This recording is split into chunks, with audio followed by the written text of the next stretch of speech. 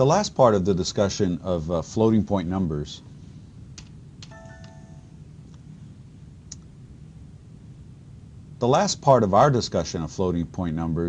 is how we deal with them in the C language. C offers two levels of precision for floating point numbers, as we've already seen in the IEEE floating point representation, both a 32-bit representation for floats, as they're referred to, and a 64-bit representation for doubles. The default rounding mode is round to even to avoid that bias in rounding and always in one direction. And there's another header file that we can include that has some important constants called math.h that has constants, for example, for infinity and not a number that we can use in our programs. One thing to keep reiterating, and you need to remember, is never to use equality comparisons with floating point numbers. There's just too many slight differences that could occur in rounding or in how an expression is evaluated associatively or distributively, and we can often get unexpected results for our equality comparisons.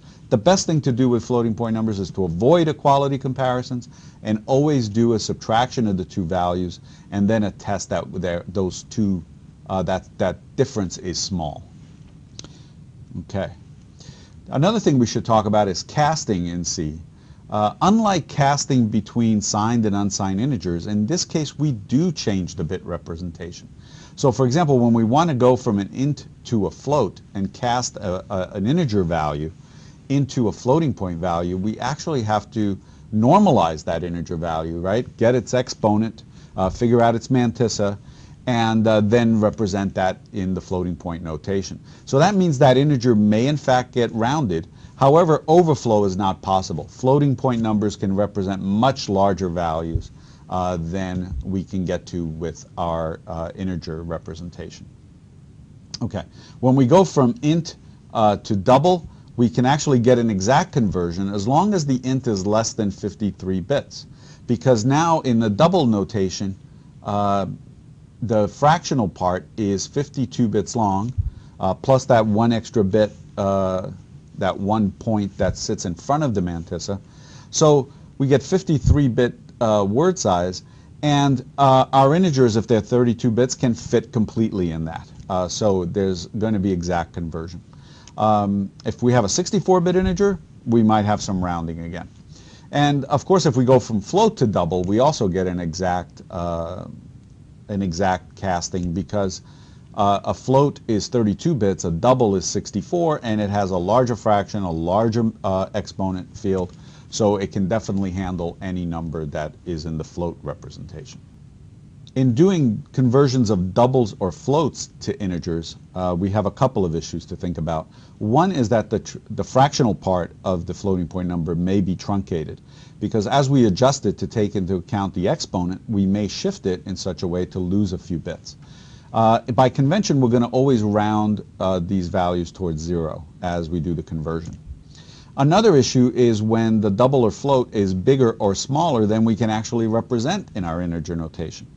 In that case, we'll use the convention to set the value to t-min, the 2's complement minimum value.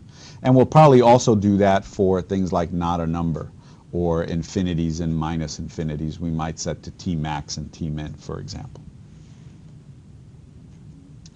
Okay, so to summarize our floating point representations, here I've shown 5 different possibilities. So the 0 in floating point is the string of all zeros. And we do that for convenience, because now if we ever test for 0, all we have to do is the same test we did for integers. We just look for an all 0-bit pattern, and we know it's a 0.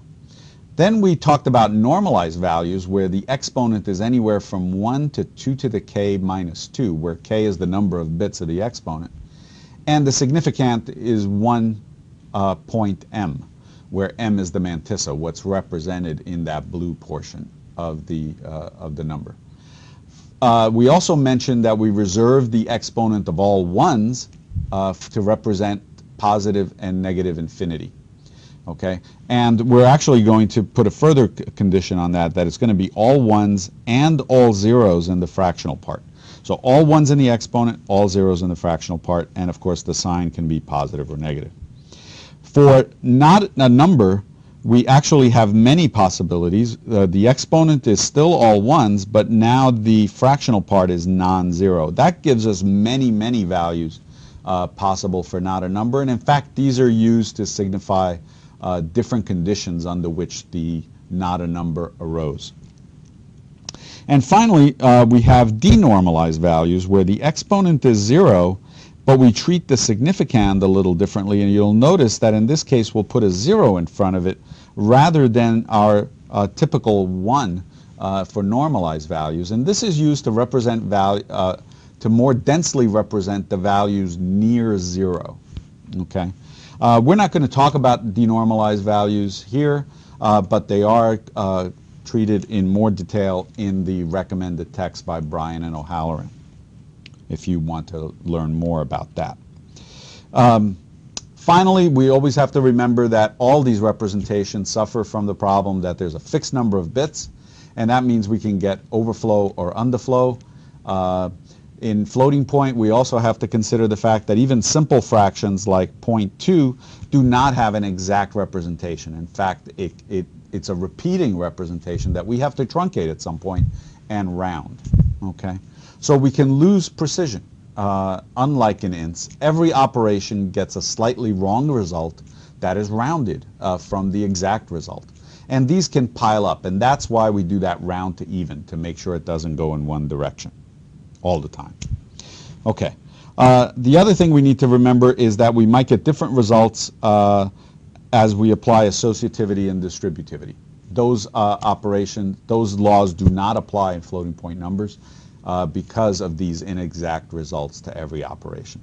And lastly, yet again, I want to remind you, never test floating point values for equality.